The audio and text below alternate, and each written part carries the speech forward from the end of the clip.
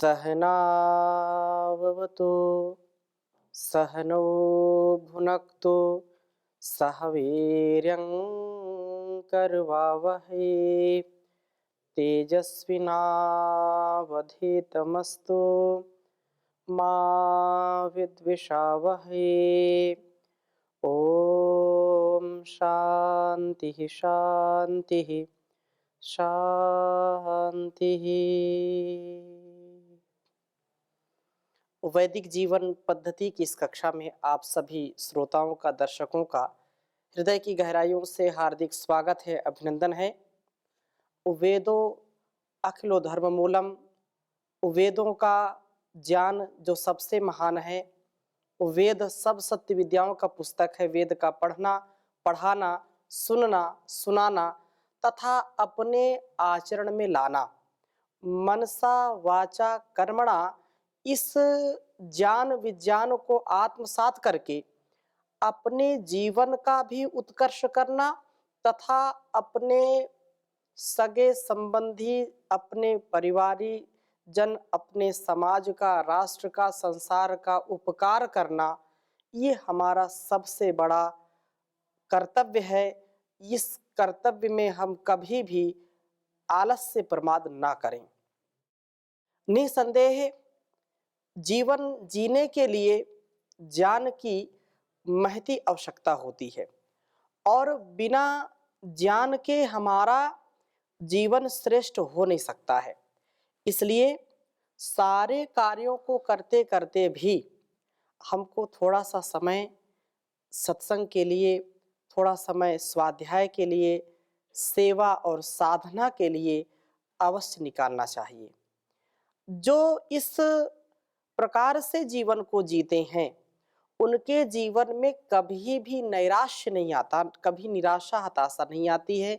वे सदा सर्वदा सर्वत्र आनंददायक जीवन जीते हैं।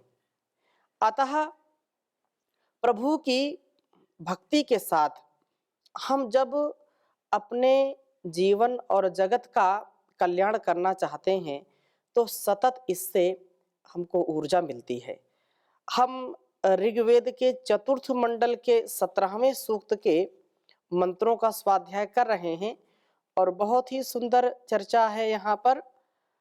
वासना विनाश तथा ज्ञान प्रवाह जो पहले मंत्र में हमने पढ़ा था, फिर दूसरे मंत्र में भी बहुत सुंदर बात कही कि चर अचर के जो शासक प्रभु हैं, चेतन जगत में प्रभु की दीप्ति के प्रादुर्भाव होने पर मस्तिष्क व शरीर दोनों ही दीप्त होते हैं।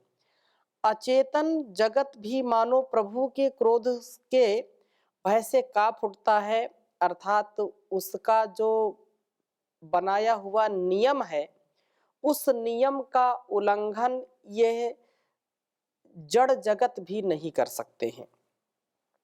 मेघ मरुस्थल पर भी वर्षा को करके उस मरुस्थल की भी प्यास बुझाते हैं। संसार का यह नियम है। जो प्रभु का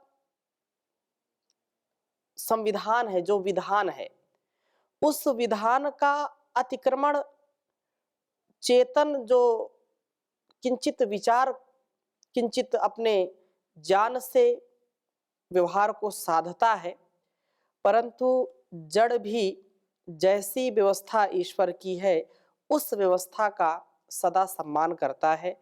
मानो वह उससे डरता है। उसका जो कानून है, उसका जो नियम है, उसका जो संविधान है वो सबसे महान है। यही बात यहाँ पर कही है इस वेद मंत्र में कि उस प्रभु की जो व्यवस्था है वह मन और तन दोनों के लिए आवश्यक है। जड़ और चेतन दोनों के लिए एक सा उसका विधान है। ज्ञान प्रवाह के संदर्भ में तीसरे मंत्र में भी बहुत सुंदर बात कही कि प्रभु का उपासक वज्रम, क्रियाशीलता रूप वज्र को अपने में प्रेरित करता हुआ शक्ति द्वारा अविद्या पर्वत को विदीर्ण करता है। संसार में सबसे बड़ा यदि कोई कार्य है तो अविद्या का नाश करना, अज्ञानता का, अविवेक का जो अंधकार है उस अंधकार को प्रकाश से युक्त करना, अर्थात अंधकार को नष्ट करना, अविद्या को नष्ट करना, यह सबसे बड़ा मनुष्य का कर्तव्य होता है।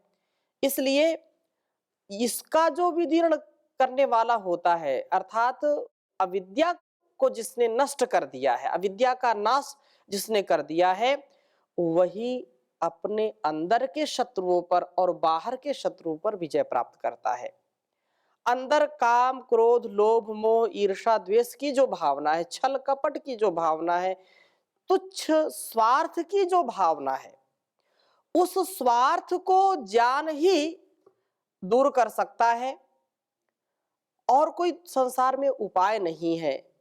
जो लोभ की प्रवृत्ति है, जो दोष दर्शन की प्रवृत्ति है, जो निंदा स्तुति की प्रवृत्ति है, उसको दूर करने का, सम करने का उपाय है ज्ञान, विद्या से युक्त जीवन। इसलिए प्रभु का स्तवन करता हुआ क्रियाशीलता रूप वज्र से ज्ञान की जो आवरण भूत वासना को वधित विनष्ट करता है और हतविष्णी ही वह गति वाले हो उठते हैं। ज्ञान की जो आवरण, जो ज्ञान का बंधन है या ज्ञान को जो ढांपने वाला है, ढकने वाला अज्ञान है, उसको दूर करने का प्रवाह, ज्ञान जलों का प्रवाह चला करके सरस्वती नदी के जल प्रवाह को इस वृत्त ने ही तो रोका हुआ था। ऐसा कहने का आशय यह है कि क्रियाशीलता रूप वज्र से अविद्या पर्वत का विदारण होकर के ज्ञान का प्रवाह प्रवाहित होने लगता है। बिना प्रयास के, बिना पुरुषार्थ के, बिना लगन के, बिना रुचि के, बिना श्रद्धा के, बिना निष्ठा के हम इस अज्ञान पर्वत को तोड़ नहीं सकते, अविद्या के पर्वत का नाश नहीं कर सकते हैं। इसलिए अविद्या को दूर करने का जो उपाय है वह है सतत पुरुषार्थ और वह है श्रद्धा। श्रद्धावान लभते ज्ञानम। श्रद्धा जिनके अंदर होती है वही ज्ञानी होते हैं, वही विज्ञानी होते हैं और वही धर्मात्मा होते हैं। जिनके अंदर श्रद्धा नहीं है वे कभी भी इस विद्या को प्राप्त करके भी लाभ इसका नहीं ले सकते हैं। और चौथे मंत्र में भी बड़ी सुंदर बात कही है, सुवीर स्वपस्तम। कहा कि हे परमात्मन, तेजनिता आपका प्रादुर्भाव करने वाला व्यक्ति सुवीर, उत्तम वीर होता है। द्यौहु मन्यता, यह प्रकाशमय जीवन वाला होता हुआ सदा मननशील होता है। इंद्रस्य कर्ता, परम ऐश्वर्यशाली होता है यह। तो इस प्रकार से जो प्रभु के प्रकाश को देखने वाला होता है, वह जो प्रभु के द्वारा अपने आप को प्रकाशित करने वाला है, वह वास्तव में बड़ा ही अनुकूल जीवन व्यतीत करता है। इसलिए कहा कि सुवीरस्ते जनिता मन्यता, द्यौरिंद्रस्य कर्ता स्वपस्तमो भूत, या इम जजान स्वर्यम सुवज्रमनुपच्युतम सदसो न भूमा।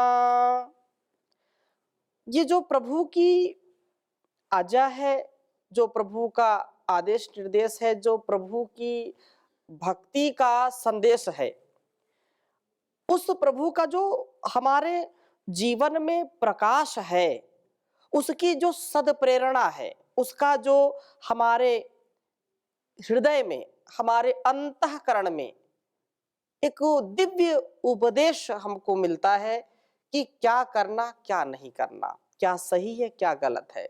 हम यदि सत्य के मार्ग पर जा रहे हैं तो हमारे अंदर उत्साह का भाव आता है, हमारे अंदर सात्विकता का भाव आता है, प्रेम का, करुणा का भाव आता है और रोम रोम हमारा हर्षित हो जाता है, ऊर्जा से परिपूर्ण हो जाता है। लेकिन जब हमारे आत्मा में आत्म प्रेरणा जब हमको मिलती है परमात्मा की ओर से कि इस कार्य को नहीं करना, ये चोरी करना, झूठ बोलना, दूसरे की वस्तु का हड़पना, दूसरों के वस्तु या स्थान या व्यक्ति पर अनधिकृत चेष्टा करके उसको दबोचना या उस पर अपना अधिकार जमाना। जब हम अनधिकृत कोई कार्य करते हैं, जब हम धर्मानुकूल आचरण ना करके, वेदानुकूल आचरण ना करके, आत्मानुकूल आचरण ना करके इससे विपरीत करते हैं, जो समाज में भी उचित नहीं है, जो शास्त्रों में भी जिसको उचित नहीं माना गया है, उस कार्य को जब हम करते हैं तो हमारे अंदर एक प्रेरणा हमको मिलती है कि इस कार्य को मत करो। हमारे अंदर स्वतः ही भय, शोक, लज्जा और शंका, ये चीजें उत्पन्न होने लगती हैं। जब किसी कार्य को करने में भय, शोक, लज्जा, शंका हमारे मन में आए तो उस कार्य को कभी नहीं करना चाहिए। तो प्रभु का प्रकाश जब हमको मिलता है और हम उस प्रकाश का सम्मान करते हैं, उस ज्ञान का, उस आत्म प्रेरणा का जब हम तिरस्कार नहीं करते, उसका सत्कार करते हैं, तो हम गलत कार्यों को करने से बच जाते हैं। लेकिन जब हम उसको नहीं स्वीकार करते हैं, उसका तिरस्कार करते हैं, तो हम पाप के भागी बन जाते हैं।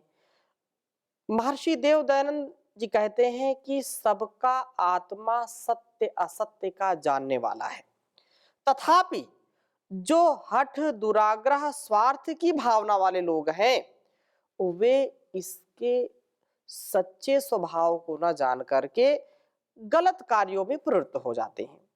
वो क्षणिक सुख में अपने आप को बिल्कुल फंसा देते हैं, इस क्षणिक सुख के जाल में फंस जाते हैं। लेकिन जो सच्चा प्रकाश है प्रभु का, उसको जो देख लेते हैं, उसका जो सम्मान करते हैं, अपने हृदय में प्रकाश करने वाला व्यक्ति स्वपस्तमः अत्यंत उत्तम कर्मों का करने वाला होता है।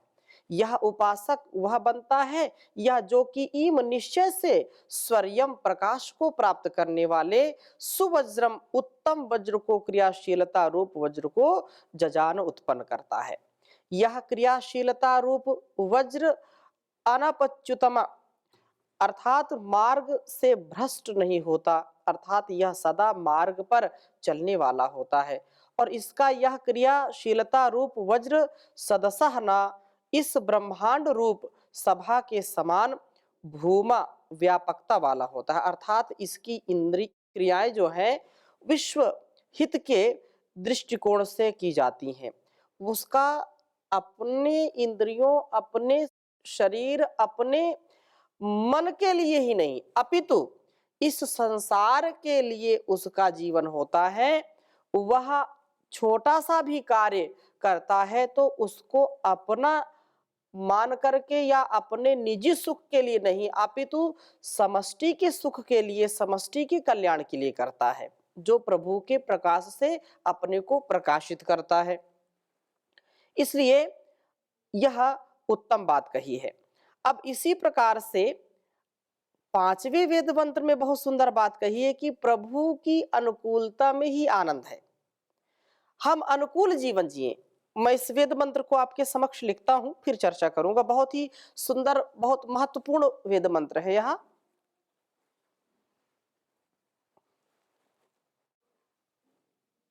ओम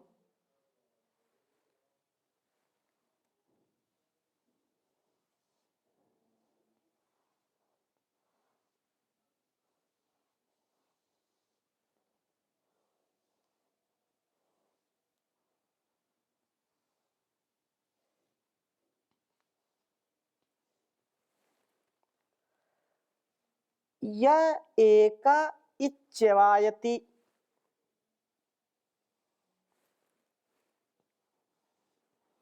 य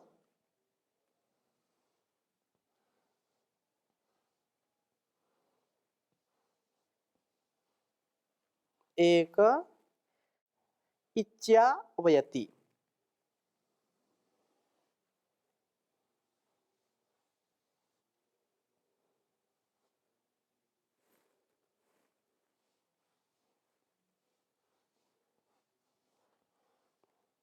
इच्छया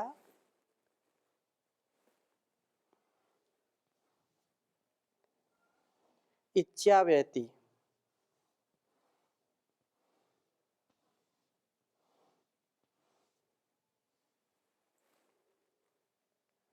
प्रभूमा राजा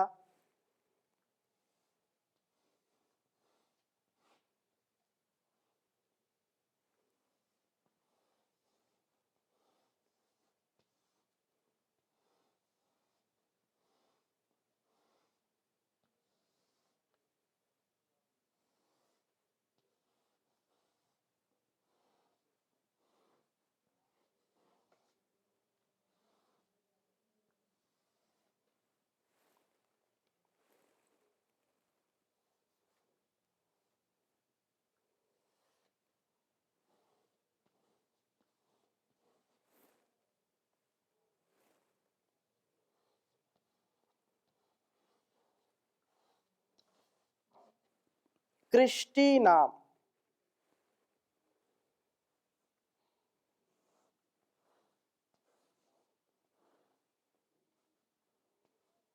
कृष्टीनाम पुरुहूत इंद्रः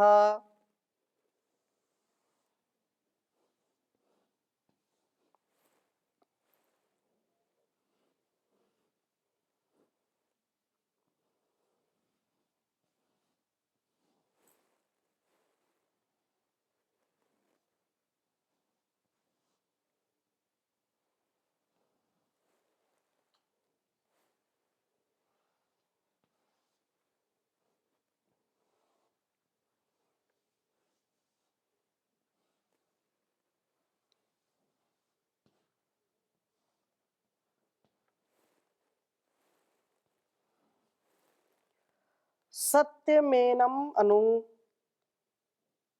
सत्यमेनम अनु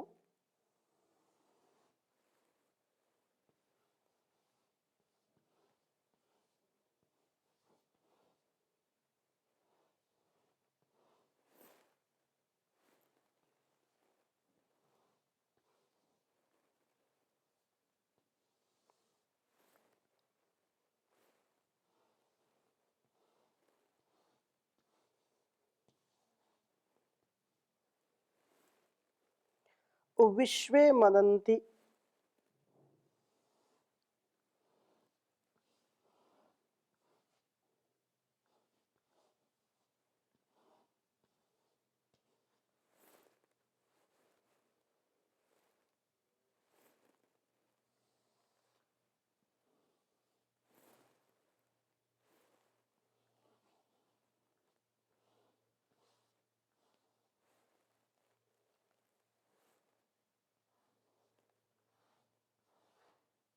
विश्वे मदन्ति रातिम देवस्य गृणातो मघोनः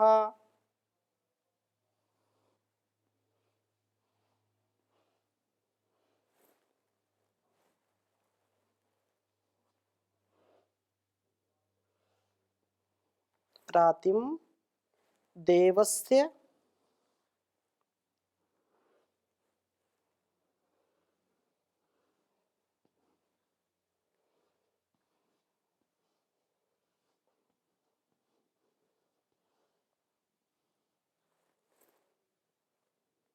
गृणातो मघोनः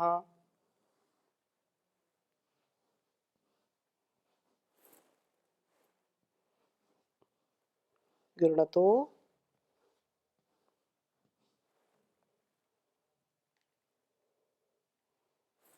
मघोनः।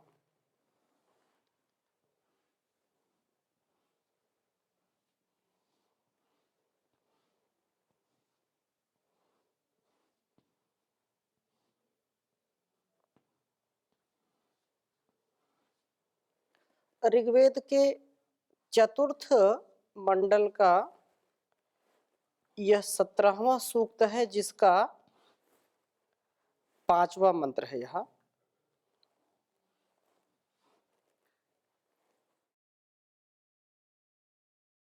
ओम य एका इच्छावयति प्रभुमा राजा कृष्टिनां पुरुहूत इन्द्रः सत्यमे मनु विश्वे मदन्ति रातिं देवस्य गृणतो मघोनः ॐ य एका इच्छावयति प्रभुमा राजा कृष्टिनां पुरुहूत इन्द्रः सत्यमेन मनु विश्वे मदन्ति रातिं देवस्य गृणतो मघोनः। बहुत ही सुंदर भाव है इस वेद मंत्र का। यह जो एकः इति अकेला, यह जो अकेला ही भूम इस संपूर्ण उत्पन्न ब्रह्मांड को प्रच्यावयति अर्थात प्रलय काल में विनष्ट करता है।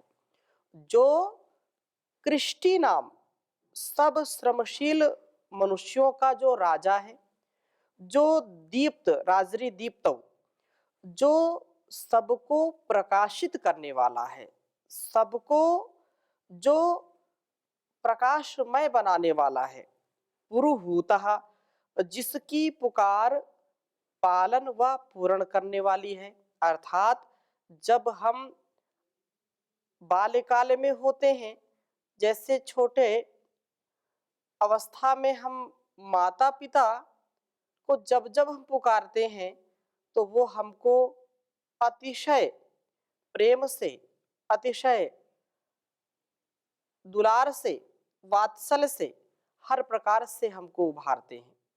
हम कितनी भी त्रुटि करें, लेकिन माता पिता को जब भी हम व्याकुल होकर के, अधीर होकर के पुकारते हैं तो सैकड़ों कार्यों को छोड़ करके वे हमको उठाते हैं, हमको गले से लगाते हैं, हमारा हर प्रकार से भरण पोषण करते हैं।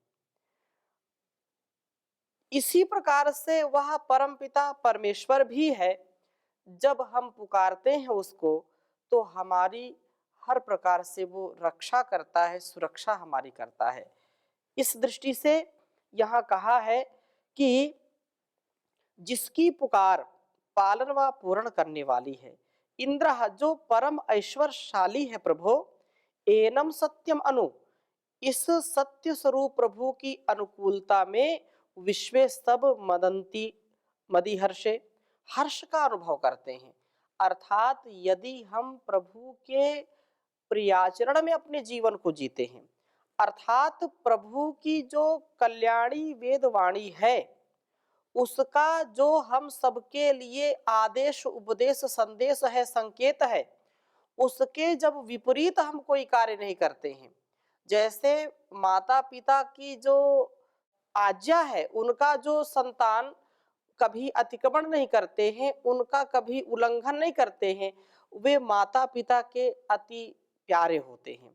इसी प्रकार से उस परमात्मा की जो वाणी है, जो वेद उपदेश है, उस उपदेश को जो व्यक्ति आत्मसात करता है, जैसा वेदों में हमको उपदेश किया गया है कि हम कैसा श्रेष्ठ जीवन जिएं, क्या हमको करना है क्या नहीं करना, विधि और निषेध, इन दो बिंदुओं पर जिसका विशेष ध्यान होता है और वो वेद की आज्ञा का अतिक्रमण नहीं करते, वेदानुकूल ही जीवन जीते हैं, तो परम पिता परमेश्वर का ये बनाया हुआ संविधान है, उसका विधान है कि संसार में हमको कैसे जीना चाहिए। हम यदि माता पिता के उत्तरदायित्व का निर्वहन कर रहे हैं तो हमारा संतानों के प्रति क्या कर्तव्य है, हमारा गृहस्थ के प्रति क्या कर्तव्य है, दाम्पत्य जीवन के प्रति क्या कर्तव्य है, एक पत्नी का पति का क्या कर्तव्य होना चाहिए, बेटा बेटी का क्या कर्तव्य होना, संतानों का क्या कर्तव्य होना चाहिए, हमको अपने समाज अपने राष्ट्र के प्रति क्या कर्तव्य होना चाहिए, हमारा एक विद्यार्थी है तो विद्यार्थी का क्या कर्तव्य होना चाहिए, एक व्यापारी है तो व्यापारी का क्या कर्तव्य होना चाहिए, एक जब राजा है, एक प्रजा है, उसका क्या कर्तव्य होना चाहिए, वो सब हम वेदों के ही उपदेश से अपने जीवन को श्रेष्ठ बनाने का प्रयत्न कर सकते हैं। इस प्रकार से जो जीवन जिएंगे, वे कभी भी भ्रमित नहीं होते, कभी भी वे उलझन में, गफलत में नहीं होते, कभी भी उनका ध्येय ओझल नहीं होता, वे कभी भी अपने पथ से भ्रष्ट नहीं होते हैं। अतः यह अत्यंत जो अनुकूल जीवन जीने वाले हैं, वे प्रभु की शक्ति, प्रभु की भक्ति के द्वारा प्राप्त कर लेते हैं और वे सदा आनंद में रहते हैं।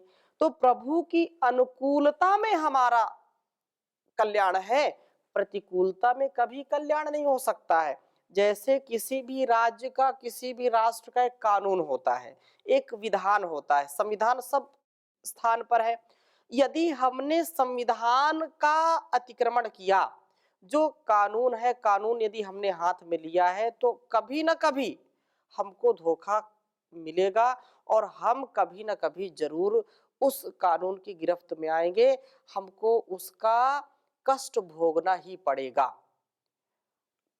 क्योंकि कानून के विपरीत कार्य जो करेंगे तो वो तो उचित नहीं है। इसी प्रकार से चाहे देश का संविधान हो या उस परमात्मा के द्वारा बनाए गए संविधान का यदि हम अ, अपने जीवन में अतिक्रमण करते हैं, तो ये हमारे लिए कल्याणकारी नहीं होगा। लेकिन जो इसके अनुकूल आचरण करेंगे, तो उनको सदा उत्थान ही उत्थान, उत्कर्ष ही उत्कर्ष मिलेगा, कभी अपकर्ष नहीं होगा, कभी वो पतन को प्राप्त नहीं होंगे।